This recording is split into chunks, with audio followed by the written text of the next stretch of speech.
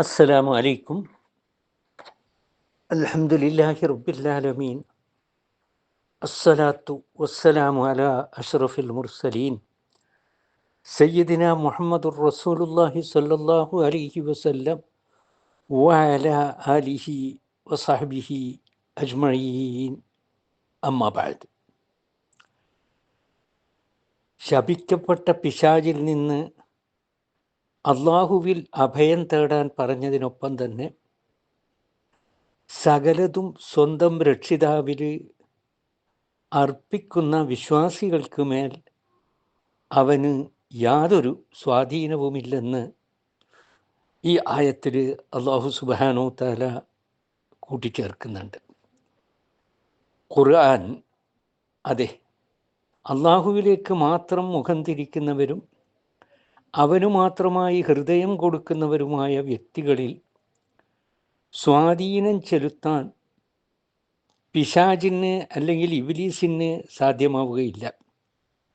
എത്ര തന്നെ കുശുകുശുത്താലും അള്ളാഹുവുമായിട്ടുള്ള അവരുടെ ബന്ധം അവൻ്റെ വഴിക്ക് പോകാൻ ആ സജ്ജനങ്ങളായ വിശ്വാസികളായ എല്ലാം അള്ളാഹുവിൽ തവക്കൽ ചെയ്യുന്നവരായ ആൾക്കാരെ അനുവദിക്കുകയില്ല. അവർക്ക് ചിലപ്പോൾ തെറ്റുകൾ പറ്റിയെന്ന് വരാം, പക്ഷെ അവർ ചെകുത്താൻ്റെ അടിമകളാവില്ല.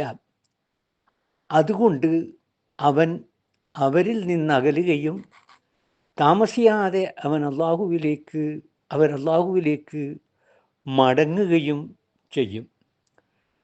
ഇവിടെ നാം മനസ്സിലാക്കേണ്ട ഒരു കാര്യം, പരിശുദ്ധ ഖുർആൻ പാരായണം ചെയ്യപ്പെടുന്നതിൻ്റെ ശരിയായ ഒരു അന്തരീക്ഷം ഒരുക്കുന്നതിൻ്റെ ഭാഗമായാണ് ശപിക്കപ്പെട്ട ഇബ്ലീസിൽ നിന്നുള്ള ശരണപ്രാർത്ഥന.